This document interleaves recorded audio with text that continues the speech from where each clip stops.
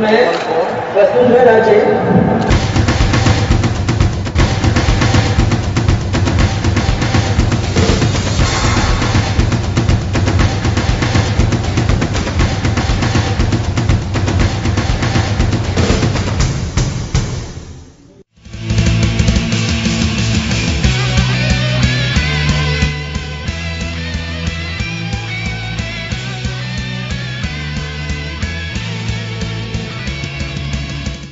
राजस्थान पर्यटन को देश एवं विदेश के प्रसिद्ध प्रशासकों अथवा सर्वे द्वारा विभिन्न पुरस्कार, सम्मान अथवा रैंक प्राप्त हुई है। पर्यटन क्षेत्र में राज्य के अधिक से अधिक निवेश व निजी क्षेत्र में अधिक होटल व पर्यटन इकाइयों को बनने व चलने, इसके लिए निवेश संबंध प्रावधानों का सरल बनाया है। राज्य सरकार पर्यटन विभाग के लिए वार्षिक बजट को बढ़ाया है एवं किसी भी योजना अथवा प्रचार प्रसार के लिए फंड की कमी आड़े न आने दिया गया। वर्तमान सरकार राज्य में पर्यटन के विकास को बढ़ाने के लिए कई उपाय किए हैं। इस क्रम में पर्यटन स्थल पर आधारभूत पर्यटन सुविधाएं और विकास के साथ साथ राष्ट्रीय अंतर्राष्ट्रीय स्तर पर नियोजित मार्केटिंग नीति की अंतर्गत अधिकतम प्रचार प्रसार निश्चित किया गया है। लेसर नोन एज डेस्टिनेशन एवं छोटे छोटे पर्यटन स्थलों पर विकास कार्य के माध्यम में पर्यटकों को सुविधा उपलब्ध कराई गई है। इसके लिए जिसके फलस्वरूप पर्यटन की संख्या बढ़ी है। जितने भी टूरिस्ट राजस्थान में आ रहे they are all safe much better than the other states. पर्यटन कला एवं संस्कृति विभाग, डायरेक्टर पर्यटन विभाग, प्रेसिडेंट प्रेस क्लब व अदर ऑफिशियल्स, प्रेस मीडिया व अन्य सभी मित्रों, आज सभी का प्रेस क्लब जयपुर में हार्दिक स्वागत है। वर्तमान सरकार 4 वर्ष पूरे होने के अवसर पर अपने विभाग के उपलब्धियां विवरण आपके साथ साझा करते हुए मुझे बहुत ही खुशी है।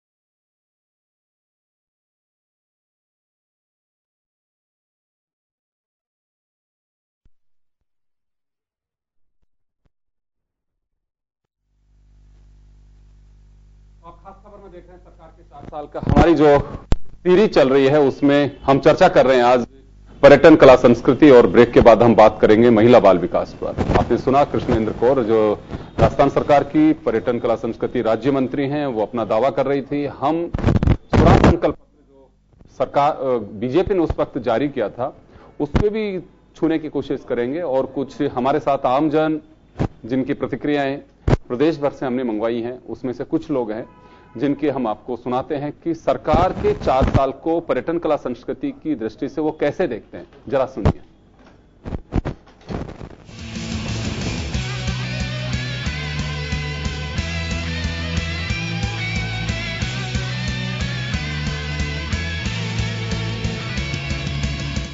पर्यटक शहर के अंदर मेन जो चीज है ये साफ सफाई वगैरह है, ये आवारा पशु वगैरह है जो हमारी जो सरकार को जो करना चाहिए वो साफ सफाई हुई नहीं है।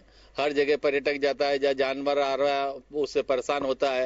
हर जगह टिकट बुकिंग वगैरह भी बहुत ज्यादा बढ़ा दिया है। हम लोगों को बहुत उम्मीद थी कि भरतपुर पर्यटन के मानचित्र पे थोड़ा आगे बढ़ेगा, कुछ जो यहाँ की खास चीजें हैं उनको थोड़ा हाईलाइट करने की ट्राई करी जाएगी, लेकिन हालात में कहीं कोई बदलाव नहीं दिख रहे हैं।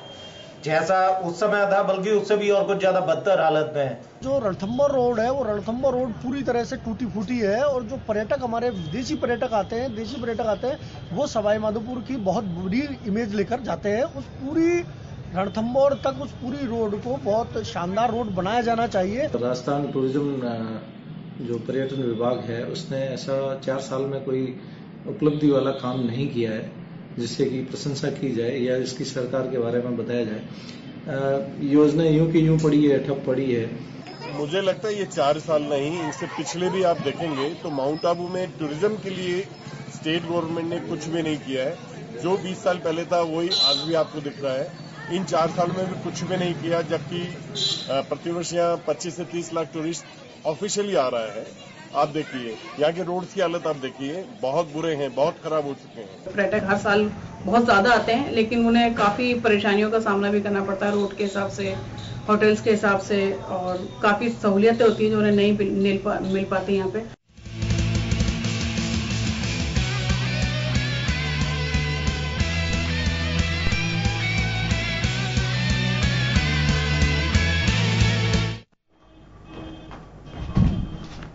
तो चलिए, आपने आमजन के भी जो व्यूज हैं वो सुने, मंत्री के अपने व्यूज थे वो सुने, और हम चर्चा को आगे बढ़ाएंगे। हमारे साथ कांग्रेस के सीनियर लीडर रामनारायण मीणा साहब हमारे साथ में हैं, दीक्षा खंडेलवाल भाजपा से हमारे साथ में हैं। आपका स्वागत है। दीक्षा, मैं सबसे पहले आप ही से जानना चाहूंगा कि मंत्री जी कला, संस्कृति और पर्यटन को लेकर के दावे कर रही हैं कि टूरिस्ट बड़ा है यहाँ पे, और जो सिक्योरिटी की बात की जा रही है उसका भी बात कर रही हैं। नया कुछ ऐसा कह सकती है सरकार दावा करके कि हमने कुछ ऐसे सर्किट बढ़ाए हैं या टूरिस्ट प्लेसेस जो हैं पहले से हैं उनमें इस तरह का कुछ इजाफा किया है? सिक्योरिटी की जो बात कर रही हैं, सिक्योरिटी पर दावा कर सकती है सरकार कि बिल्कुल हाँ, टूरिस्ट जो बाहर से आ रहे हैं बिल्कुल सिक्योर हैं? हाँ जी बिल्कुल, ये बात जो आपने कही है, हमारे मंत्री जी द्वारा जो बात बोली गई है वो कहीं ना कहीं इम्प्लीमेंट भी हो रही है। आपको पता है, अगर हम कंपैरिजन करें तो कांग्रेस के टाइम से अभी 17% हम लोगों की टूरिज्म इंक्रीज हुई है।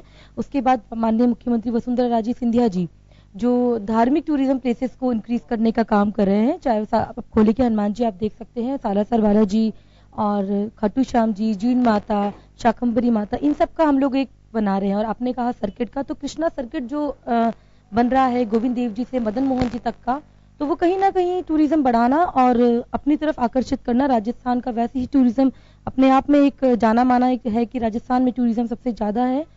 और आपने जो बात कही सेफ, तो बिल्कुल उसके लिए जो भी हो रहा है सरकार उस सब चीजों के लिए सोचती है।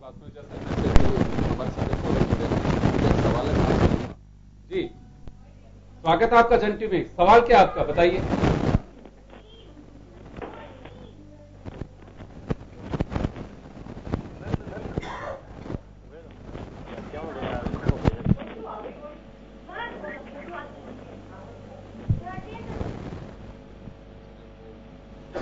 वापस हमारे साथ जुड़ेंगे तो हम आपसे एक सवाल लेंगे। चलिए, हमारे साथ इस वक्त श्याम सुंदर शर्मा साहब भी जुड़ गए हैं। इससे पहले मैं एक बार रामनारायण मीणा साहब से जानना चाहूंगा। मीणा साहब, सरकार दावा कर रही है कि टूरिस्ट में इजाफा हुआ है और उसके अलावा नए सर्किट की बात भी की जा रही है कुछ, और दिशा जी दावा कर रही हैं कि सिक्योरिटी है जभी तो राजस्थान में टूरिस्ट आ रहा है। देखिए, मैं इनकी बात की खंडना नहीं करता, लेकिन शायद इनको ध्यान नहीं है। आज हमारे जो टूरिस्ट को रुकने के करने के लिए सुविधा देने के लिए जो होटल्स थे उनको राज्य सरकार बेच रही है, कमर्शलाइजेशन कर रही है। सबसे बड़ा था दिल्ली से जयपुर के बीच जो टूरिस्ट आते थे, बैरोड मिडवे की जो स्थिति है ये ताजुब होता है। कासाकोटी की जो स्थिति बनी है आश्चर्य होता है।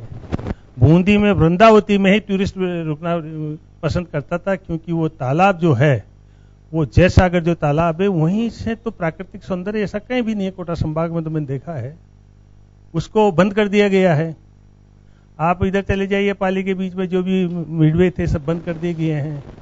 तो ऐसी स्थिति में केवल भगवान का नाम लेना, कोई टूरिस्ट उसको देखना भी चाहता है, कोई पसंद करना चाहता है, कोई मूर्ति के नाम पर हिंदुस्तान की मजाक उड़ाना चाहते हैं, बहुत सी बातें, क्योंकि टूरिस्ट पश्चिमी देश के हैं, हमारे देश के टूरिस्ट नहीं है। यही नहीं है, केशवराय जी पाटन के मंदिर के लिए जो इन्होंने पैसा मंजूर किया, जो काम हो रहा है इतना घटिया स्तर का हो रहा है कि उसकी सारी शेप ही बिगड़ती जा रही है, तो करप्शन बढ़ रहा है। ये सारी बातें मिला करके आज जैसलमेर की बात करो, उस किले का रखरखाव जो करना चाहिए किया जा रहा है क्या? मैं 3 दिन पहले बूंदी मोड़ के निकला था। गढ़ पैलेस जो तारागढ़ है वो फेम का है, अंतर्राष्ट्रीय फेम का। उस तारागढ़ की स्थिति ये है कि वहां रात को लाइट ही नहीं बंद कर दी गई है। खर्चा कौन देगा? ये नहीं। दुगारी में पेंटिंग्स के नाम से प्रसिद्ध है, जहां हम पक्षियों का कलरव देखना चाहते हैं, तालाब भर जाता है, लेकिन वो पेंटिंग्स को उखाड़ उखाड़ के ले जा रहे हैं। कोई सुरक्षा नहीं है, पक्षियों के देखने को कोई मचान नहीं है, कुछ नहीं है, उनके रखरखाव के लिए नहीं है। यहाँ तक कि सवाई माधोपुर का जो हमारा रणथंभौर है, टाइगर जो रहते हैं उनके हमने कॉरिडोर के लिए घोषणा की थी, उसका काम चालू हुआ था। वो रामगढ़ अभ्यारण्य से जुड़ने का 1 पैसे का काम नहीं हुआ, कोई रोड नहीं बनी टूरिस्ट के लिए, आने जाने के लिए उनके लिए कोई जो संसाधन थे, जो गांव उठाने की बात थी, एक नहीं हुआ। अलावा इसके कि इन्होंने घोषणाएं की है, घोषणा के अलावा क्या हुआ है यही नहीं। मैं राजस्थान के विभिन्न प्रांतों को देख ले, जहां तक कि सुरक्षा का सवाल है और राजस्थान में क्या हो रहा है लैंड ऑर्डर को लेकर। चलिए मैं वापस आऊंगा आपके पास में, एक कॉलर हमारे साथ में जुड़े हुए हैं, उनसे मैं एक बार जरा जी अपना नाम बता दीजिए, आप कहां से बोल रहे हैं?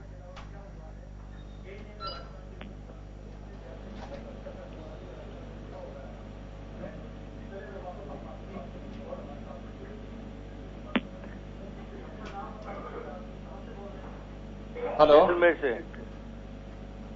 जैसलमेर से बोल रहा हूँ सर। आपका नाम बता दीजिए, आपकी आवाज नहीं आ रही है। जैसलमेर से बोल रहा हूँ सर, आशुतोष व्यास। जी बताइए, आपका सवाल क्या है? हेलो, हाँ सर, जैसलमेर से बोल रहा हूँ, आशुतोष व्यास। सवाल बताइए, अपना सवाल बताइए आप।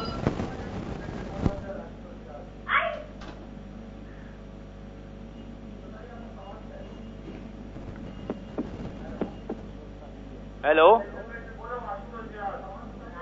सवाल मेरा सर ये जैसलमेर में स्वच्छता नहीं है और पर्यटन को लेके बहुत ही असामाजिक तत्व है। जो पर्यटक सारे जो यहाँ पे पर्यटन आते हैं घूमने, उनको बहुत ही मतलब उनको परेशानी होती है उन लोगों की वजह से। जी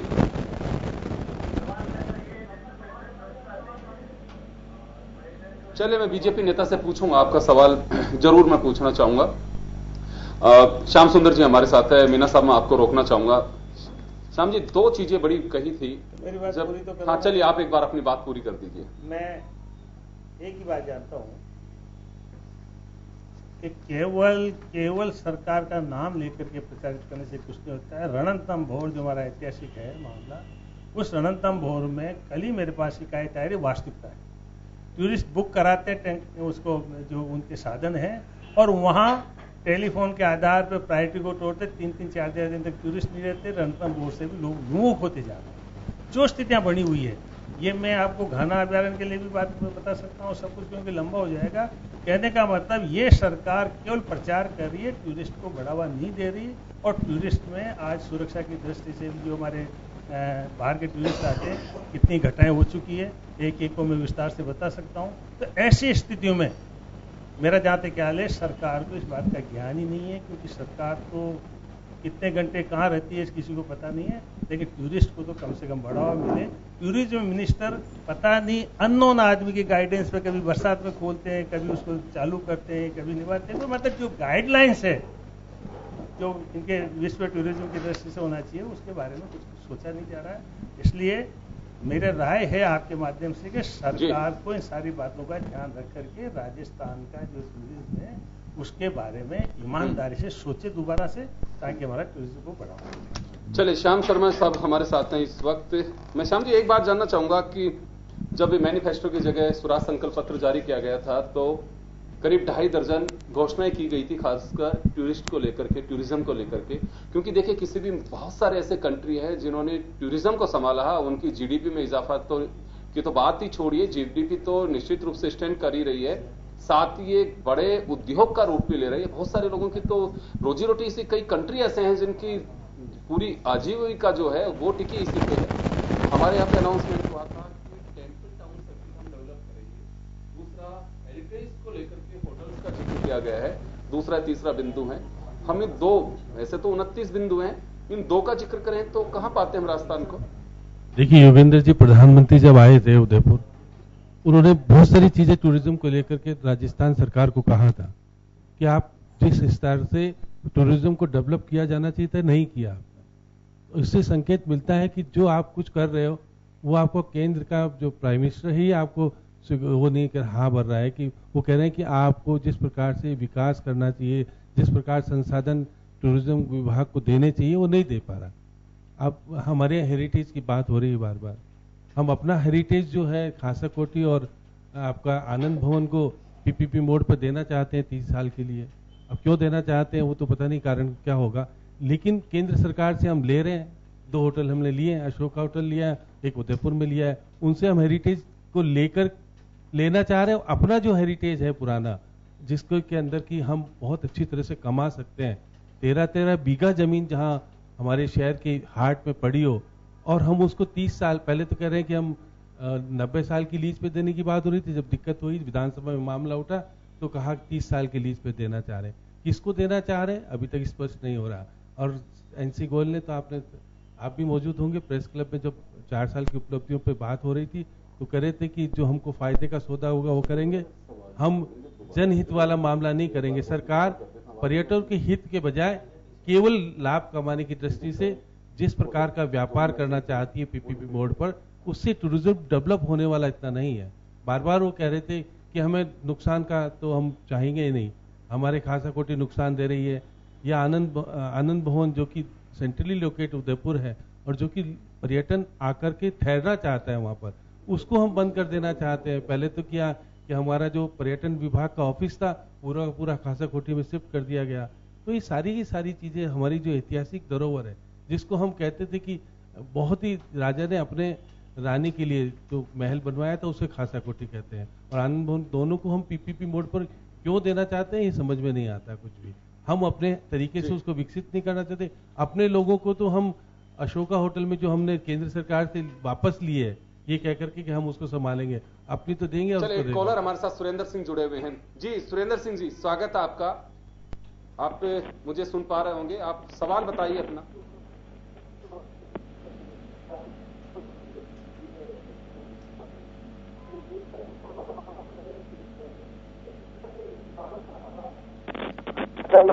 सवाल बताइए आप।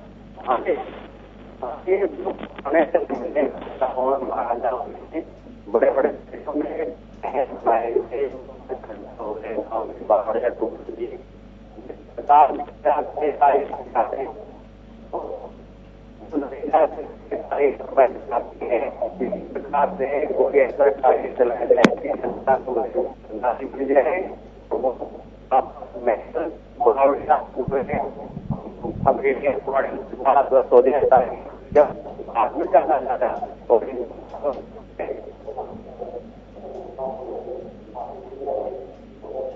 चलिए, मैं आपका सवाल लूंगा, मैं जरूर लूंगा आपका सवाल।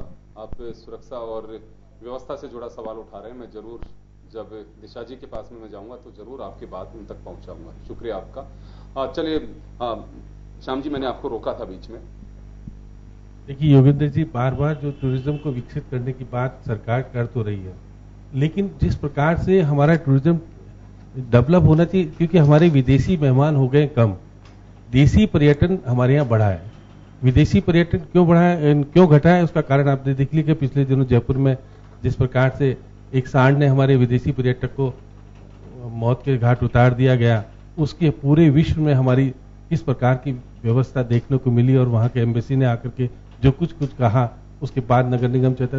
तो हम क्या पर्यटक को बढ़ावा देने के लिए जो पर्यटक आ रहा है हमारे यहाँ पर, उसको हम किस प्रकार की व्यवस्था देना चाहते हैं, ये बिल्कुल तय नहीं हो पा रहा। हम चलिए, कुल मिलाकर के कह सकते हैं कि जो दावे सरकार कर रही है और स्थिति हकीकत जो ग्राउंड रियलिटी है उसमें काफी अंतर है। बिल्कुल है, क्योंकि जो भी काम हो रहे हैं वो चलिए, हमारे साथ में एक नरेंद्र सिंह जी और हैं जो सीधे ही इस क्षेत्र से जुड़े हैं। नरेंद्र सिंह जी टूरिज्म से जुड़े हुए हैं। एक नरेंद्र सिंह जी, अभी अगर हम बात करें तो मुझे ये नहीं तुलना करनी कि पिछली सरकार ने क्या किया, वर्तमान में क्या किया, क्योंकि टूरिज्म एक बड़ी इंडस्ट्री है और बहुत सारे ऐसे, केवल प्रदेश या किसी शहर की बात नहीं कर रहा हूं, बहुत सारे मुल्क ऐसे हैं जिनका बेस ही टूरिज्म है और बहुत अच्छे से कमा के खा रहे हैं और बहुत अच्छा काम कर रहे हैं। हम कहां स्टैंड करते हैं उसके अगर देखें, क्योंकि हमारे नीतियां बनाने के दावे किए जाते हैं, जब याद आती है तो टूरिज्म के लिए बहुत सारी बातें की जाती हैं, लेकिन अभी राजस्थान की हकीकत क्या है? सर, जहां तक जी बोलिए आप। जहां तक राजस्थान में टूरिज्म का सवाल है, जो टूरिज्म राजस्थान में आ रहा है वो भगवान भरोसे आ रहा है।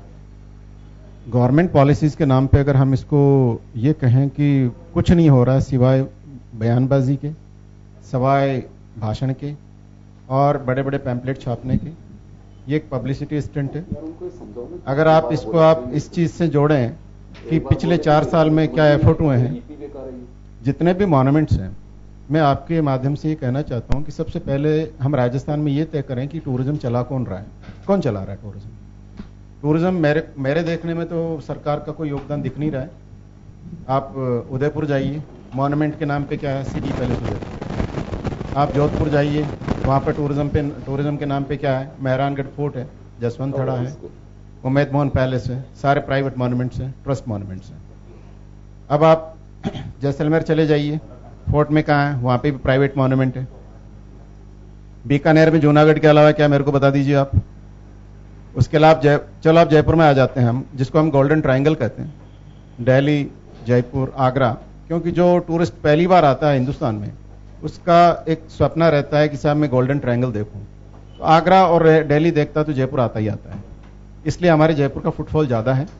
हकीकत बात यह है कि हमारे यहाँ जयपुर में भी अगर इस चीज को हम देखें तो टूरिज्म के नाम से आपके पास में आम्बेर पैलेस और जंतर मंतर है, सिटी पैलेस वही अगेन प्राइवेट मॉन्यूमेंट आ गया। अब आप जयपुर की व्यवस्था अगर देखें टूरिज्म के नाम पे, तो यहाँ पे हाइजीन, सिक्योरिटी और क्लीनलीनेस तीनों ही बहुत बड़े मुद्दे हैं। आप आज की तारीख में चले जाइए, जब मर्जी आए, जब गवर्नमेंट, और हम लोग भी करते हैं, जैसे 27 सितंबर को हमने भी जल महल को साफ करने का एक बीड़ा उठाया, उस दिन हमने साफ भी किया। आज वहां जाके देख लीजिए, आप चाहो तो 2 ट्रक गार्बेज के भर सकते हैं, इतनी गंदगी वहां पे पड़ी है। आप रामनिवास बाग जिससे हैं कि रोजाना टूरिस्ट को एक बार तो गुजरना ही गुजरना होता है, चाहे वो देखे ना रामनिवास बाग, चाहे अल्बर्ट हॉल म्यूजियम ना देखें, उसके बावजूद उधर से उसको एक बार गुजरना ही गुजरना होता है। वहां पे गंदगी के अंबार लगे पड़े होते हैं, स्पेशली कुल मिलाकर के आप ये कह सकते हैं हाँ, कि 4 साल के सरकार के जो दावे अगर यही हालात रहे तो हकीकत से हम मुंह मोड़ रहे हैं, ये कहना चाह रहे हैं सीधे? बिल्कुल सीधे सीधे मैं यही कहना चाहता हूं कि जो हालात चल रहे हैं उसके हिसाब से कुछ नहीं कर रहे हो, लेकिन हकीकत से आप रूबरू होंगे। चले, रामनारायण जी मीना साहब हो सकते हैं कि अपोजिशन की पार्टी के सीनियर लीडर हैं, लेकिन एक स्वतंत्र पत्रकार और एक टूरिस्ट गाइड हमारे साथ में बैठे हैं जो आईना दिखा रहे हैं दावे और हकीकत के। देखिए, पहले तो मैं ये कहना चाहूंगी, अभी मेरे पूर्व वक्ता ने कहा कि उदयपुर में जब मोदी जी आए थे तो उन्होंने कहा कि जितना काम होना चाहिए था उतना नहीं हुआ। तो पहले इस बात को क्लियर आउट करते हैं हम लोग कि हमारी पार्टी के टारगेट्स बहुत ज्यादा हैं, काम करने की क्षमता ज्यादा है, इसलिए कहीं ना कहीं हमें ये चीज लगती है या खलती है। उस पे कोई सवाल नहीं खड़ा कर रहा है, सवाल यहाँ पे ये खड़ा हो रहा है कि हकीकत जो है उससे कोसों दूर है अभी। नहीं, बिल्कुल नहीं है। देखिए, हमारी जो योजना है जल स्वावलंबन के माध्यम से हमने सारी बावड़ियों को 3 कॉलर हमारे साथ में जुड़े, रणथंभौर से एक सज्जन जुड़े थे, जैसलमेर से एक सज्जन जुड़े थे, और उनका साफ कहना है कि मंत्री जी को हमने सुना है कि हकीकत आप एक बार आकर के देख लें तो खुद को पता चल जाएगा कि वास्तव में व्यवस्था क्या है। देखिए, कृष्णेंद्र कौर दीपा जी स्वच्छ छवि की हम लोगों की नेत्री है, तो उनपे कोई इस तरीके के बयान हुए नहीं है। आज ये मुद्दा आया है तो कहीं ना कहीं चलिए, आसिन से एक कॉलर और जुड़े हैं, मैं एक बार जरा उनको और ले लूं। जी बताइए, अपना सवाल बताइए सर। सर, मैं बताना चाहूंगा, राज्य सरकार जहां और पर्यटन के विकास को बढ़ावा दे रही, लेकिन ऐसा कुछ नजर नहीं आ रहा है। आसिन शहर में अंतर्राष्ट्रीय तीर्थ स्थल सवाई भोज मंदिर स्थित है एवं मुस्लिम दरगाह स्थित है, लेकिन अभी तक यहाँ पर रोडवेज बसों का संचालन नहीं हो पाया है, जिसके चलते पर्यटक यहाँ नहीं पहुंच पाते हैं, और इसी कारण के चलते पर्यटकों में काफी रोष रहता है। काफी तादाद में यहाँ भक्त आते हैं। विधायक जी ने भी अपने चुनावी घोषणा पत्र में रोडवेज चलाने की बात कही थी, अगर वो समय रहते रोडवेज चला देते तो यह पर्यटक का विकास होता। चलिए, बहुत अच्छा सुझाव भी आपका, सवाल भी है। दिशा जी, एक कॉलर हमारे साथ में जुड़े हैं भीलवाड़ा के आसिन से, उनका कहना है कि अनाउंसमेंट किया था सरकार ने कि हम जो टूरिस्ट स्पॉट है वहां तक गवर्नमेंट के साधन उपलब्ध कराएंगे, कि बस चलाएंगे या ट्रेन का रूट है तो ट्रेन होगी वहां पे, कि 3 साल हो गए, पहले बजट में अनाउंसमेंट किया था, आज तक वो बस नहीं चली, और कई बार हमने एमएलएस को लिख करके भी दिया कि यहाँ पे एक अच्छा टूरिस्ट स्पॉट है, लेकिन आने के लिए कोई साधन ही नहीं है वहां पे। तो कुछ ऐसी चीजें, हकीकत जो है वो, और ये छोटी छोटी सी जो चीजें हैं लोग सुना रहे हैं, मेरे ख्याल में आप लोगों को गौर करना चाहिए। दावे कोई कुछ भी कर सकता है, दावे में तो आपके मैनिफेस्टो भी है जिसमें 29 पॉइंट्स आप लोगों ने बनाए हुए हैं, लेकिन हकीकत से आप लोग मुंह क्यों मोड़ रहे हैं? अभी आप कह रहे हैं कि बिल्कुल ऐसा नहीं हो सकता। कोई मुंह नहीं मोड़ रहे हैं हम लोग, और वास्तविक बात यही है कि काम हो रहा है, और ठीक है, कहीं पर एक्सेप्शनल केसेस होते हैं जब आप कह रहे हैं कि वहां नहीं पहुंच पा रहे हैं या पब्लिक ट्रांसपोर्ट नहीं जा पा रहे हैं, ऐसा कुछ जो भी आप मुझे बता रहे हैं, तो जरूर इन बातों का आपने सुझाव भी दिया कि ठीक है, तो आज हम लोग ये बात आगे बोलेंगे कि ऐसा हो रहा है, तो ये कमी अगर हमारे में कहीं है तो हम वो सुधारेंगे। लेकिन ये कहना कि राजस्थान सरकार, वसुंधरा सरकार टूरिज्म पे काम नहीं कर रही, ये पूर्णतः गलत होगा, ये पूर्णतः गलत होगा, क्योंकि 17% इंक्रीज हुआ है, तो कहीं ना कहीं। श्याम शर्मा साहब का एक सवाल था कि हम केंद्र सरकार की 2 होटल्स को तो अडॉप्ट कर रहे हैं, हमारी अपनी 2 हेरिटेज प्रॉपर्टी को हम बेचना चाह रहे हैं, देखिए अभी तक तो ये फाइनलाइज हुआ नहीं है, और अगर आप कहते हैं ऐसा है तो कहीं ना कहीं कुछ नया करने के लिए, क्योंकि वो लॉसेस था, घाटी में अगर कोई चीज जा रही है तो उसको बढ़ाने के लिए, उसको मॉडिफाई करने के लिए जो कुछ सरकार को अच्छा लग रहा है सरकार के। चलिए जैसलमेर से अरुण और हैं जी। अरुण जी सवाल बताइए अपना। सर मैं जैसलमेर के यहाँ की मुख्यमंत्री जी को धन्यवाद देता हूँ, क्योंकि इन्होंने जो फ्लाइट सेवा यहाँ चालू की है उसके लिए बहुत बहुत धन्यवाद है। हमारे एमपी साहब ने जो यहाँ मेहनत की, और रामदेवरा में पैनोरमा जो बना वो टूरिज्म के लिए बहुत ही उपयोगिता के लिए बहुत ही बढ़िया चीज है। और इस सरकार के अंदर में जो यहाँ कुलधरा गांव है वहाँ बजट घोषणा में 3 करोड़ रुपए की लागत से भी ऐसे कई कार्य हुए। तो अगर देखें तो 4 साल में हमारे को सबसे मेन मूलभूत सुविधा हवाई सेवा जो इंफ्रास्ट्रक्चर से जुड़ा है जैसलमेर, उसके लिए मैं बहुत बहुत धन्यवाद देता हूँ यहाँ के सांसद जी को और यहाँ के मुख्यमंत्री को। जी जी बिल्कुल। चलिए आपने मुख्यमंत्री जी को धन्यवाद ज्ञापित किया है कि हवाई सेवा हमारे यहाँ शुरू की है, इससे टूरिस्ट को काफी फायदा मिलेगा, उसके लिए बहुत बहुत धन्यवाद। चलिए बहुत अच्छी बात है। बहुत हम ये नहीं कह रहे कि कुछ अच्छी चीज भी नहीं है, लेकिन कुछ ऐसी चीजें हैं जिसमें दावे मंत्री जी कर रही हैं और हकीकत कुछ और है, उसको लेकर के हम चर्चा कर रहे हैं कि हमने छोटे छोटे से स्पोर्ट्स डेवलप किए हैं। ऐसे स्पोर्ट्स तो आपने डेवलप किए होंगे जो दावे कर रहे हैं, अब हकीकत अब तक आ रही होगी क्योंकि लोग देख भी रहे हैं। लेकिन जैसे रामनारायण जी हो, चाहे श्याम सुंदर जी हो या फिर नरेंद्र सिंह जी हो, उनका साफ कहना है कि हकीकत और जो दावे हैं उनमें काफी अंतर है। दिशा जी मैं 30 सेकंड का वक्त दूंगा आपको। मैं जानना चाहूंगा आपसे कि जो अनाउंसमेंट बजट के तो छोड़िए, जो मैनिफेस्टो यानी कि स्वराज संकल्प पत्र आप लोगों ने दिया था, घोषणा पत्र का नाम भी बदल दिया था आपने, उस स्वराज में पर्यटन को लेकर के ऐसा स्वराज नहीं। सबसे पहली बात तो मैं आपको ध्यान दिलाना चाहूंगा, पता नहीं आपकी जानकारी में है कि नहीं, बजट जितना इजाफा होना चाहिए आप और मत देख लीजिए और टूरिज्म देख लीजिए, जिसको आप लोग कहते हैं कि हमारे डेवलप उसके एक आईना होगा या हमारे एम्प्लॉयमेंट का एक बड़ा जरिया होगा। आपको अंदाजा उसी से लग सकता है कि विभाग की गंभीरता कितनी है। देखिए देखा आपने बजट कितना एलोकेट हुआ उसको टूरिज्म को। आप जो कह रहे हैं आपकी बात से सहमत हूँ। अब आप मेरी बात देखिए, अब क्या होता है कि जब आप बात करते हैं किसी भी आप पर्टिकुलर एक जी लेके, आपने कहा वहाँ ये है, वहाँ घूमने के लिए पर्टिकुलर एक जोधपुर की वहाँ पर कुंभलगढ़ है, उदयपुर में ये है, हर जगह कुछ ना कुछ है। तो उन सबको संजो करके, उन सबको इंटरकनेक्ट कर करके कहीं ना कहीं वसुंधरा सरकार इस पे काम कर रही है, और हमारी पर्यटन मंत्री भी काफी हद तक इन सब चीजों में काफी काम कर रही है।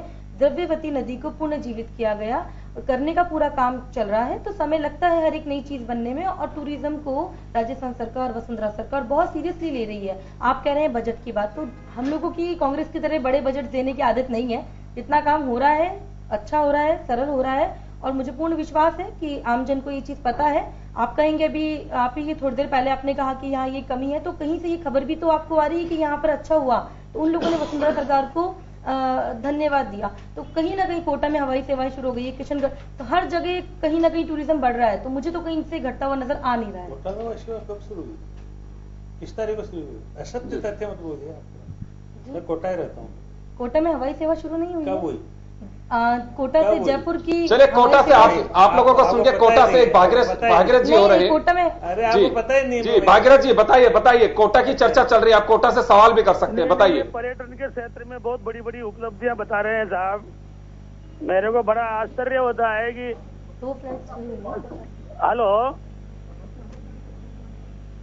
हाँ आपकी आवाज आ रही है, बताइए। बड़ी बड़ी उपलब्धियां बता रहे हैं पर्यटन के क्षेत्र में। मैं ये कह रहा हूँ कि पर्यटन तो छोड़ो, आप 4 साल में सरकार ने किया क्या है, और पर्यटक राजस्थान में आएंगे कहाँ से? यहाँ तो सांडों से मृत्यु हो रही है पर्यटकों की, तो जानवर तो इनसे जो है पकड़ में नहीं आ रहे। आप पूरे कोटा शहर में जानवर हो रहे हैं, जयपुर में जानवर हो रहे हैं, पर्यटक आएंगे कहाँ से? उनको तो मार दिया, वो एक पर्यटक को जयपुर में मार दिया आवारा सांड ने। चले बिल्कुल आवारा पशुओं की कोटा से हमारे कॉलर हैं जिनका कहना है कि कोटा की स्थिति, कि रामनारायण जी को भी मैं जानता हूं और दिशा जी को भी मैं जानता हूं कि कोटा, आप कोटा से ताल्लुक रखते हैं शायद, जैसे कि वो बता रहे हैं कि इन दोनों को ये मालूम होगा कि कोटा की स्थिति क्या है। टूरिस्ट से ज्यादा वहां आवारा पशु दिखाई देते हैं, तो कैसे टूरिस्ट उम्मीद करेगा घूमने आने के लिए? ये उनका सवाल है। भागीरथ जी से आपसे सवाल का जवाब जानना चाह रहे हैं कि सत्ता पक्ष से दिशा जी बैठी है, कोटा से रहने वाली है, कि कोटा के हम लोग चैनल देख रहे हैं कि स्थिति से वो वाकिफ है, तो कम से कम हकीकत बता दें कि आवारा पशुओं का होगा क्या?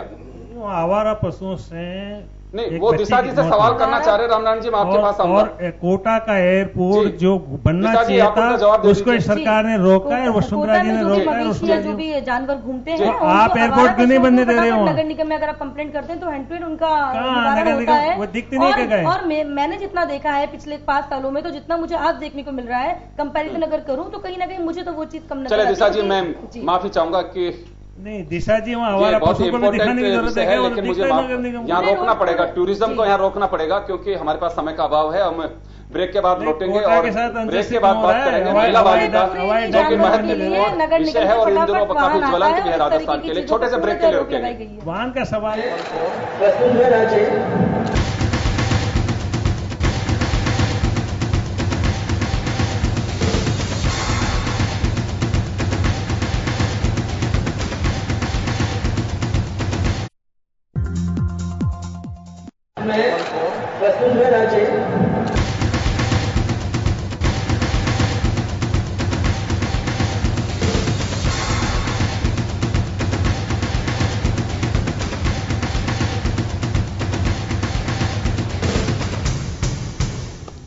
ब्रेक के बाद एक बार फिर आपका स्वागत है। आप देख रहे हैं खास खबर और हम बात कर रहे हैं सरकार के 4 साल पर। सरकार के 4 साल पर ब्रेक से पहले हमने टूरिज्म को लेकर के बात की।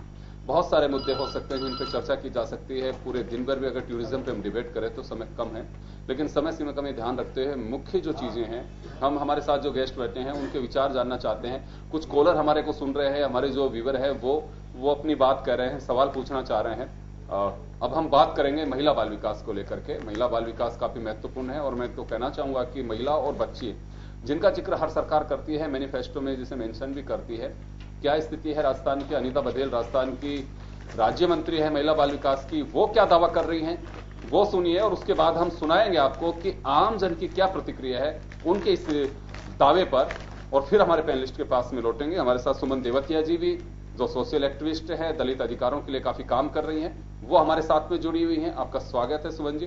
तो एक बार जरा सुनिए कि क्या कह रही हैं राज्य सरकार के मंत्री और उसके बाद क्या कहते हैं आम जन, दोनों का सुनिए।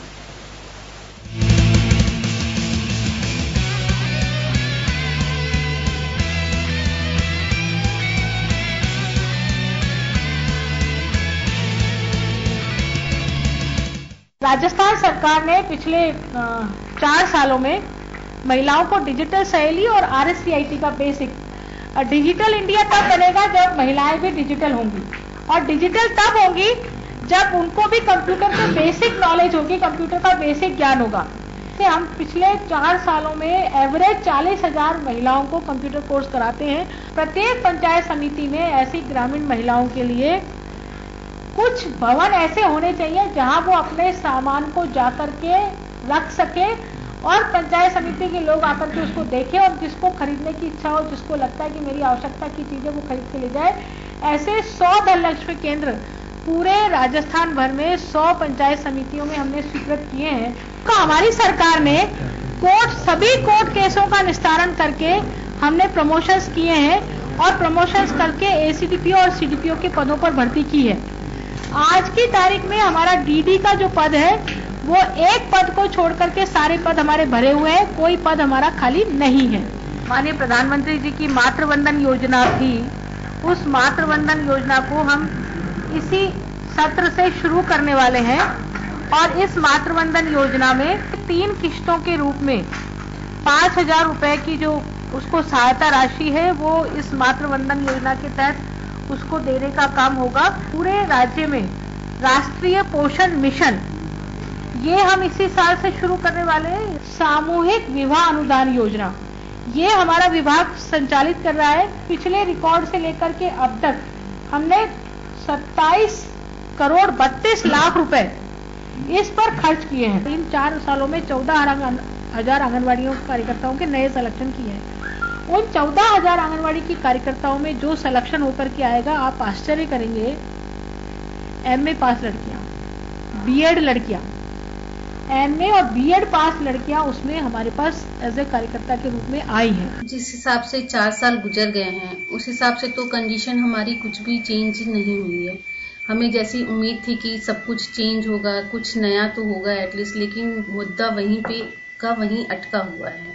आजकल महिलाओं पर जो अत्याचार हो रहे हैं, सबसे पहले तो वो खत्म होने चाहिए। जहाँ सड़कों पे निकलो छेड़छाड़ के, अपराध के, आजकल देखो तो सड़क पे चीज वर्क पहनकर भी निकलना या किसी भी कैसे भी करना, अकेली महिला का निकलना इतना गलत हो गया है कि महिलाएं अपने आप को बहुत वो करती है। बीजेपी सरकार में महिलाएं आज भी सुरक्षित नहीं है। बीजेपी सरकार को 4 साल पूरे हो गए। इन 4 सालों में कितने अत्याचार हुए, कितने बलात्कार हुए।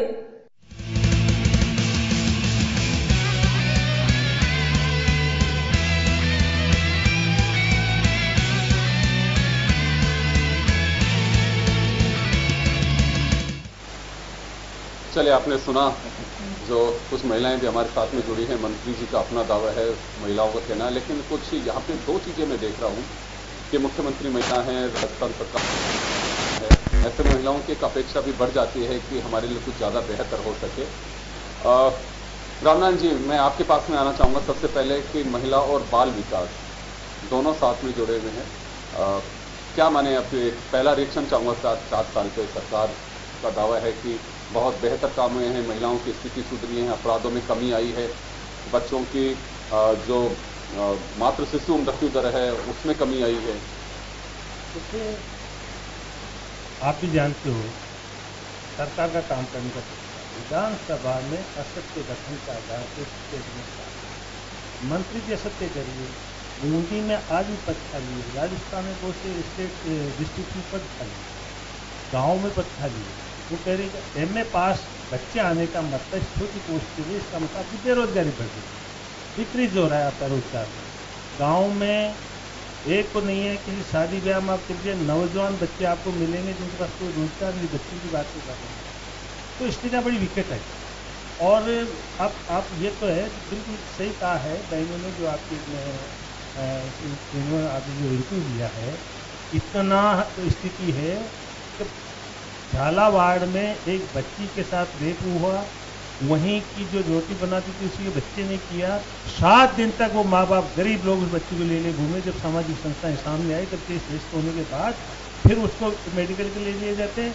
पुलिस का सिपाही जो ड्राइवरी कर रहा था वो दारू पिए हुए था, उसने पेट के टकरा दी, तो बच्चे भी घायल हुए, ड्राइवर भी घायल हुआ और पुलिस की जीप भी घायल हुई। ये इतना अत्याचार हो झालावाड़ जिले में। डग में मेघवालों की बच्ची के साथ रेप हुआ, लोगों को धरना प्रदर्शन करना पड़ा, तब जाकर के मुकदमा दर्ज हुआ। मैं नहीं कहता कटारे जी की बातें खंडन नहीं करता, कटारे जी को ये भाषण नहीं बोलना चाहिए जैसे ये बोल रही है। मैं अनिता जी बदेल का सम्मान करता हूँ। आपके अजमेर में भी देखिए घटनाएं होती हैं, किस तरह की घटनाएं होती है, बच्ची के साथ क्या होता है, किस तरह से बेकायदे को ब्लैकमेल किया जाता है। एक बात जानना चाहूंगा रामनाथ जी, यहाँ पे एक छोटा सा सवाल है मेरा। देखिए, घटनाएं जो है वर्षों से इसी तरह से चलती है, नहीं बढ़ रही है। मैं एक बात कहना चाहता हूँ कि हम लोग उस सॉल्यूशन पे कभी विचार करेंगे कि वास्तव में महिलाओं के साथ, देखिए जो विक्टिम है उसका किसी राजनीतिक दल से कोई वास्ता नहीं है, लेकिन वो विक्टिम है। हमें उसके प्रति सिंपैथी के साथ साथ ये भी करना होगा कि कम से कम कोई दूसरी अबला बच्चा वो तो कम से कम इस तरह की दरिंदगी का कोई शिकार ना हो, उस पर गौर फरमाने की हम कोशिश करेंगे। क्योंकि हाउसेज में चर्चा होती है, आरोप लगते हैं, लेकिन हुआ क्या? जब आपकी कानून व्यवस्था दुरुस्त नहीं होती, जब आपके पास महत्वपूर्ण इंतजाम नहीं होंगे दरिंदगी करने वाले के, जब आप केसेज को आप कोर्ट से नहीं करवा सकते, आपका प्रोसिक्यूशन सही नहीं है, तो घटनाएं होगी। मैं ये कर रहा था, राजस्थान में बहुत से प्रांत है, देखिए बाड़मेर तक में भी आंदोलन सदी में, लेकिन मैं झालावाड़ जिले की बात कर रहा हूँ। झालावाड़ जिले में आए दिन घटनाएं हो रही है।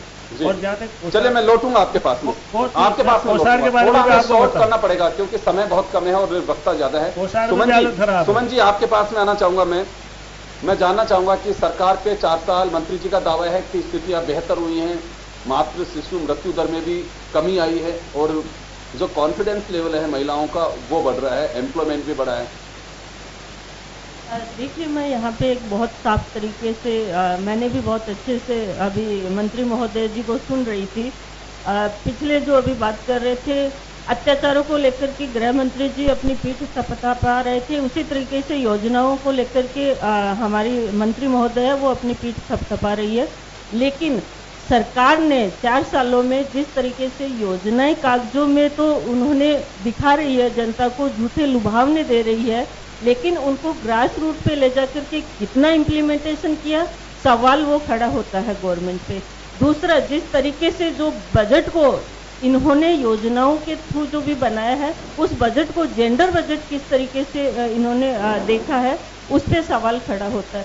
केवल कागजों में जेंडर बजट बनाना, कागजों में योजनाएं बनाना महिलाओं का विकास और उत्थान कभी नहीं कर सकता है। और इसी वजह से आप आज ने देखा होगा कि एक समाचार पत्र ने भी एनालिसिस किया है कि 14 से 16 साल की बच्चियां आज भी 50% के करीब बच्चियां हैं, खास करके वो ड्रॉप आउट लेवल है उनका बढ़ रहा है। तो ये इतनी सारी योजनाएं हैं, अगर आप देखोगे वीकर सेक्शन है उनके लिए इतनी सारी योजनाएं शिक्षा को लेकर के है, उनके लिए स्पेशल कंपोनेंट प्लान है, उसके तहत उस बजट को कितना एनालिसिस किया जा रहा है। दूसरा, मैं यहाँ पे ये कहूँगी कि जो भी SC/ST एक्ट है, जो खास करके दलितों के स्पेशल वो एक्ट है, उसमें जो कंपनसेशन के लिए पैसा जो देना चाहिए, उसको समय पे पीड़ितों को देना चाहिए, वो इस सरकार ने कितने सारे पीड़ित है वो सिर्फ और सिर्फ इस अपने कंपनसेशन जो इंटाइटल है, वो राइट रखते हैं, वो टाइम पे नहीं मिल रहा है। सवाल यहाँ पे खड़ा होता है कि कितना बजट को कौन से प्रायोरिटी पे प्राथमिकता से देखा जा रहा है और कौन से लास्ट समुदाय का जो इंसान है, वो खास करके महिला है, उसको कितनी प्रायोरिटी के रूप में देखा जा रहा है, ये गवर्नमेंट पे सवाल खड़ा कर रही है। स्पेसिफिक आप देख रहे हो NCRB का जो डाटा आया है उसमें साफ तौर से झलका है कि 4 साल में अत्याचारों का जो ग्राफ था वो तीसरे लेवल पे आ गया है। एक मैं बात जानना चाहूंगा कि सरकार कि कुछ ये तो चलिए, आप एक देखिए हर व्यक्ति की उम्मीदें भी होती हैं और हो भी क्यों ना, क्योंकि वोट इसी सतोल करके दिया जाता है कि हमने इस सरकार से तुलना की तो बेहतर सरकार मिल सके, आदमी तभी वोट कास्ट करता है उसके पक्ष में। कुछ अच्छा ही गिना सकते हैं कि मंत्री जी के जो दावे हैं, तमाम दावों को आप खारिज कर रहे हैं, कुछ ऐसा है कि राजस्थान में इस क्षेत्र में कुछ हुआ हो? देखिए, मैं दावा यहाँ पे बहुत कॉन्फिडेंसली इस चीज को कह रही हूँ कि सरकार आती है तो उसको कुछ तो करना ही पड़ेगा, अगर जनता के सामने अपना चेहरा लेके जाना है तो। आपका सीधा कहना है कि योजनाएं तो बहुत बनती हैं लेकिन उनकी इम्प्लीमेंटेशन की जो स्थिति है वो बहुत कम है। बिल्कुल साफ तरीके से इम्प्लीमेंटेशन को हम देखेंगे तो आप 80% भी इम्प्लीमेंटेशन सही से योजनाओं का नहीं देख रहे हैं, और योजनाएं भी इस तरीके बनाई जा रही है कि प्राथमिकता किस इंसान को, किस महिला को किस मुद्दे पे है और किस समस्या को लेकर के किस चीज की उसको जरूरत है, उसकी जरूरत के अनुसार भी यहाँ पे गवर्नमेंट, चाहे वो कोई भी गवर्नमेंट हो, वो उसकी बेस पे योजनाएं भी नहीं बनाई जा रही है। उनको अपने जो एजेंडा है, इन जो भी मैनिफेस्टो है उसमें जरूर वो लुभावने ये देते हैं, लेकिन जब 5 साल बीतते हैं और जब उसका असली चेहरा देखते हैं 10% में उसका आउटपुट नहीं देख पाते हैं। चैलेंज है गवर्नमेंट का कि क्यों आखिर इस तरीके की, चाहे वो सरकार कोई भी आ रही है, लेकिन फिर भी हमारी महिलाओं की, हमारे उस वीकर सेक्शन का विकास और उत्थान और उसके अधिकारों को सुरक्षित क्यों नहीं हो रहे हैं, ये बहुत बड़ा सवाल है। आपसे कि कभी कोई इस तरह की चर्चा होती है कहीं पे कि मुख्यमंत्री महिला हो, मंत्री महिला हो, और ये सौभाग्य इस प्रदेश का कि पिछली बार भी महिला ही इस विभाग की मंत्री रही हैं और एक बार फिर ये मौका मिला है किसी महिला को विभाग का, तो कुछ ऐसा महसूस होता है कि महिलाओं के लिए पर्टिकुलर जो डिपार्टमेंट बना हुआ है, बच्चों के लिए बना हुआ है, वो वास्तव में एक जस्टिस हो रहा है उस विभाग के साथ में कि हाँ बहुत बेहतर काम कर रही हैं और हालात ऐसे हैं तो लेकिन उसमें भी काफी अच्छा काम कर रही हैं, कुछ कह सकते हैं? वैसे इस गवर्नमेंट से सभी लोगों को बड़ी उम्मीदें थी और जिस तरीके का मैंडेट आया था उस मैंडेट को लेकर तो हर आदमी एक्साइट था कि ये गवर्नमेंट बहुत अच्छा करेगी। और सबसे बड़ी बात थी कि इनके पास में पिछली गवर्नमेंट का जो अनुभव था कि 5 साल पहले वसुंधरा जी ने जो गवर्नमेंट चलाई थी उसके हिसाब से लोगों ने कहा कि 5 साल का उन्होंने ड्रॉप किया और उसके बाद में वापस गवर्नमेंट आई, तो बहुत सारी उम्मीदें लेके आए थे लोग। मगर इस सारी चीज़ों को देखते हुए हाँ जैसा गवर्नमेंट एक कह सकते हैं गवर्नमेंट चल रही, गवर्नमेंट की चलती है, अगर ये गवर्नमेंट नहीं होती तो और भी चलती, मगर विशेष तौर पे अलग हटके कुछ नया नहीं दिख रहा है इसके अंदर। और इसमें एक मेरी तरफ से एक सजेशन है आपके माध्यम से, वो ये है कि रोड साइड के ऊपर जो बच्चे हैं और जो औरतें हैं जो भिक्षावृत्ति करती हैं, जिसकी वजह से बहुत सारी दुर्घटनाएं भी होती है, उनको नुकसान भी होता है और एक हिंदुस्तान की जो छवि है वो गलत जाती है, स्पेशली पर्यटकों में। तो मेरा ये अनुरोध है इससे महिला बाल विकास जो भी डिपार्टमेंट है उससे कि उन लोगों के लिए कुछ ऐसी व्यवस्था करे कि वो दृश्य बार बार ना उभरें, जिससे कि हमारी इमेज बाहर गलत नहीं। चलिए, श्याम शर्मा साहब हमारे साथ में। श्याम जी, कुछ ऐसा कह सकते हैं कि क्योंकि हमारे यहाँ तुलनात्मक चीजें आती हैं, अनिता बघेल साहब ने भी अपनी बात कहने से ज्यादा तुलनात्मक, क्योंकि उनकी जो ब्रीफिंग थी उसको हम पूरी को सुना नहीं सकते हैं, क्योंकि करीब 50 मिनट की उनकी ब्रीफिंग थी, हमने मोटे मोटे अंश उनको सुनाए हैं। वो तुलना कर रही है कि पिछली सरकार में ये हुआ था, हमारे वक्त ये हुआ है, और उन्होंने पेंडेंसी तो पूरी तरह से खारिज करी हो, बेशक के कोर्ट में मामले चल रहे हों, चाहे आशा सहयोगियों के मामले चल रहे हों, चाहे दूसरे चल रहे हों। तो कुछ ये कह सकते हैं कि वास्तव में हकीकत यही है कि बिल्कुल तुलना करें तो पहले से कम बेहतर है, जिसके हम उम्मीद भी करते हैं कि होना भी चाहिए। योगेंद्र जी, 288 करोड़ रुपए बजट तो खर्च किया गया है, लेकिन जो प्रधानमंत्री जो मातृवंदन योजना और राष्ट्रीय पोषण मिशन योजना जो कि आपके यहाँ शुरू होनी चाहिए थी, कब से केंद्र सरकार ने घोषणा कब की? आज हम कह रहे हैं कि हम दिसंबर में उसको लागू करेंगे। तो हम क्यों 6 महीने 8 महीने लेट कर दी उसको?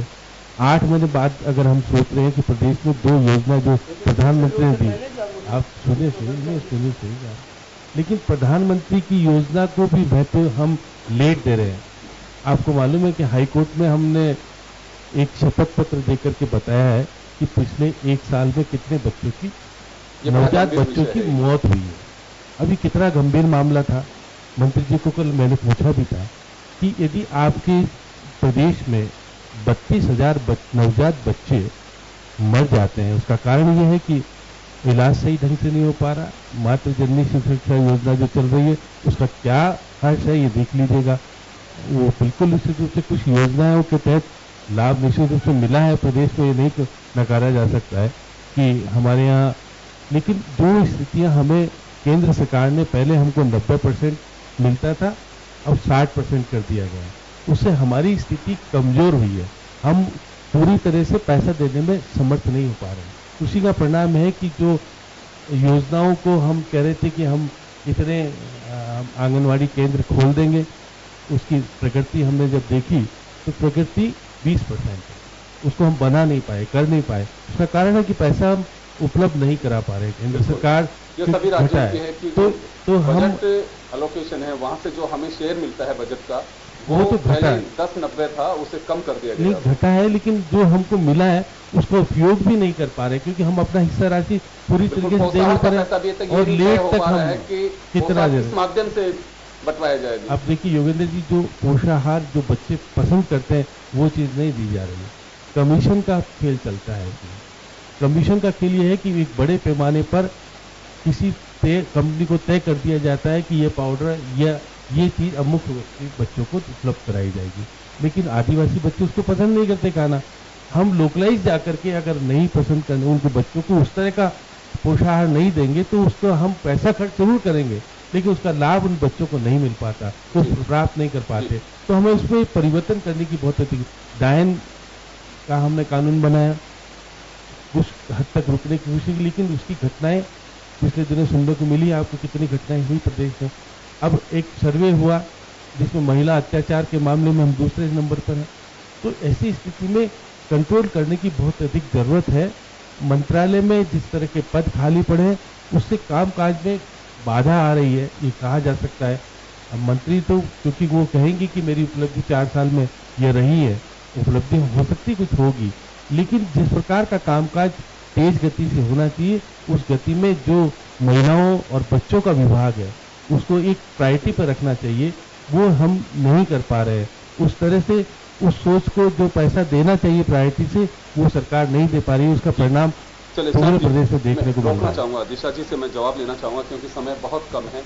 दिशा जी, आपने कुछ सुनी चीजें, ये बात सही है कि डायन प्रथा के खिलाफ कानून भी बन चुका है हमारे यहाँ पे, लेकिन महिलाओं के आए दिन की स्थितियों का क्या होता है कि किसी को न्यूट करके घुमा दिया जाता है। अगर किसी ने किसी के साथ में मैरिज कर ली तो उसकी पोजीशन क्या है, और बच्चों की स्थिति का आए दिन आप पेपर्स में पढ़ रहे हैं ये खारिज नहीं किया जा सकता है कि सरकार की नीयत में खोट है, सरकार करना नहीं चाहती है, सरकार बिल्कुल करना चाहती होगी। सुमन जी ने जो सवाल खड़ा किया वो सवाल ये खड़ा किया कि हम ये नहीं गिना सकते कम से कम 4 साल की सरकार का वक्त हुआ है कि पिछली सरकार ने ऐसे किया था, कि पिछली सरकार ने अगर ढंग से काम किया होता तभी तो आपको बैठाया ला करके, तो जवाब ये तो होना ही नहीं चाहिए। और बच्चों की जो पोजीशन है वो किसी से छिपी नहीं है। हम क्यों यही कहते रहे कि नहीं इसके लिए वो जिम्मेदार है या उसके लिए वो जिम्मेदार है, इतने साल का शासन जिम्मेदार है, तो 4 साल में भी अगर जंग नहीं हट रही है सिस्टम की, तो मुझे लगता है कि तो दुर्भाग्यपूर्ण बात है। बिल्कुल, देखिए मैं आपके सभी सवालों के जवाब दूंगी। पहला जो सुमन जी ने बोला था ये कागजी कार्रवाई है, एक स्पीकर से कॉलर है हमारे साथ, जी भूपेंद्र जी अपना सवाल बताइए।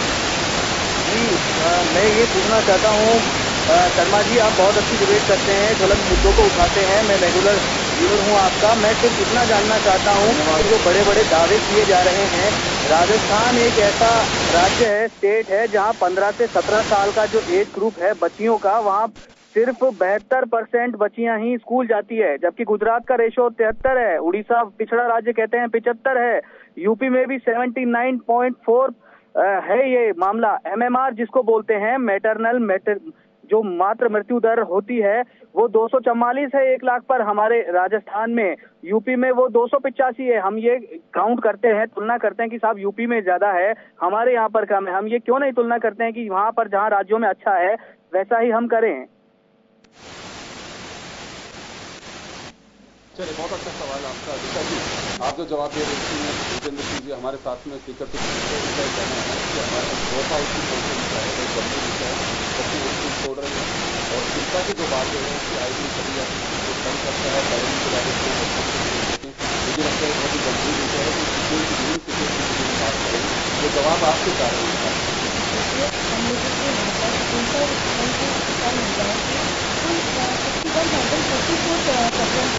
इनमें से 44,000 ये तो आप नहीं कहेंगे कि हमारी सरकार इस तरीके की मामले में हाँ वो सिक्योरिटी सवाल नहीं खड़ा कर रहे आप, वो बिल्कुल नहीं कह रहे, वो कह रहे हैं कि हम तुलनाओं को नहीं करना चाहते हैं हमें।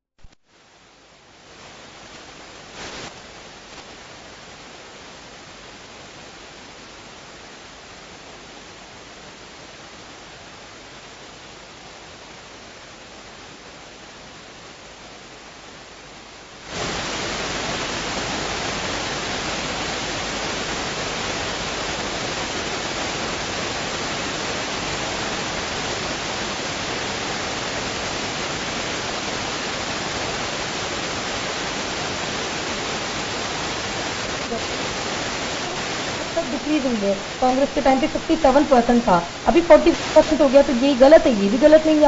आप मुझे बताइए, सच मान सकते हैं कि सरकार कुल मिला के कह सकते हैं कि राजस्थान में बल्ले बल्ले हैं, और जो आंकड़े आ रहे हैं सामने, नवजात की डेथ का मामला हो चाहे महिलाओं का, अब क्या करना चाहिए महिलाओं को ताकि अपनी जो छेड़छाड़ की घटनाएं, रेप केसेज है उसमें कमी आ सके।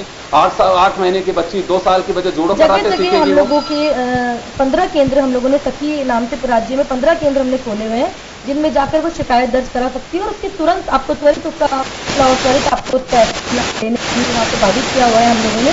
तो ऐसा है कि सरकार को पूर्णतया बेटियों के लिए सुरक्षित उनको रखने के लिए पूर्ण काम कर रही है, और मेरे राजस्थान की हर एक बहनें पूर्णतया सुरक्षित। चलिए सुमन जी, एक आखिरी सवाल मैं आपसे लूंगा। दिशा जी ने खारिज किया आप सब लोगों के आरोपों को कि बहुत अच्छा काम हो रहा है, बहुत ही बेहतर है, सबका साथ सबका विकास हो रहा है। 30 सेकंड में आपसे चाहूंगा कि सरकार से किस तरह की उम्मीद रखती हैं आप? देखिए, हम तो चाहे वो बीजेपी की सरकार हो, चाहे वो कांग्रेस की हो, चाहे वो तीसरी कोई भी पार्टी की सरकार हो, हर इंसान इस राजस्थान का नहीं पूरे देश का यही चाहता है कि इस देश का नागरिक होने के नाते वो इस देश में सुरक्षित महसूस करे। जिस चीजों की उसको अपने विकास और अपने मानव विकास के लिए जो चीजों की जरूरत है, उसकी जरूरतों को प्रायोरिटी दी जाए, उसको प्राथमिकता के साथ में देखा जाए, ताकि इस तरीके के जो परसेंटेज में डिक्रीज जो हर सरकार अपने गिनाती आ रही है वो गिनाने की नौबत ना आए और जो हमारे मानव अधिकार है उनको सुरक्षित किया जाए, यही हम सबकी हर सरकार से उम्मीद रहती है और उस उम्मीद में पूर्ण रूप से कोई भी सरकार खरी नहीं उतरती नजर आ रही है। यही जी मैं माफी चाहूंगा, मैं रोकना चाहूंगा आपको कि समय का अभाव है, हम यहाँ इसको विराम देंगे। कुल मिलाकर के है कि सरकार का अपना दावा, सरकार की ओर से जो रूलिंग पार्टी की मेंबर है हमारे साथ दिशा, वो अपना एक दावा कर रही हैं जैसे मंत्री कर रही हैं, लेकिन हमारे जो अतिथि बैठे हुए हैं वो संतुष्ट नहीं है, ना सरकार के दावे से संतुष्ट हैं, ना पार्टी वर्कर के दावे से संतुष्ट है। हकीकत कुछ और है और एक्चुअल जो पोजीशन है वो और है। लेकिन ये लोग साफ कह रहे हैं, जो चाहे सुमन जी हो, चाहे श्याम जी हो, चाहे मिस्टर सिंह हो, उनका साफ कहना है कि सरकार की नीति और नियति पे हम सवाल नहीं खड़ा कर रहे हैं, लेकिन जो इंप्लीमेंटेशन करने की बात है उसमें कहीं ना कहीं मॉनिटरिंग का अभाव है, जिसकी वजह से हालात पैदा हो रहे हैं। और अगर कहीं पे कोई कमी है तो उसे दुरुस्त करने के लिए विश्वास करना चाहिए। अगर आप विश्वास नहीं करेंगे तो आपको वही हर चीजें दिखाई देंगे कि हम बेहतर करते जा रहे हैं, फिर जनता को फर्क क्या महसूस होगा, फर्क का फिर फर्क होता है। खैर चलिए, बहुत बहुत शुक्रिया आप सभी का और खास खबर बस इतना ही। दीजिए इजाजत, नमस्कार। मैं वसुंधरा राजे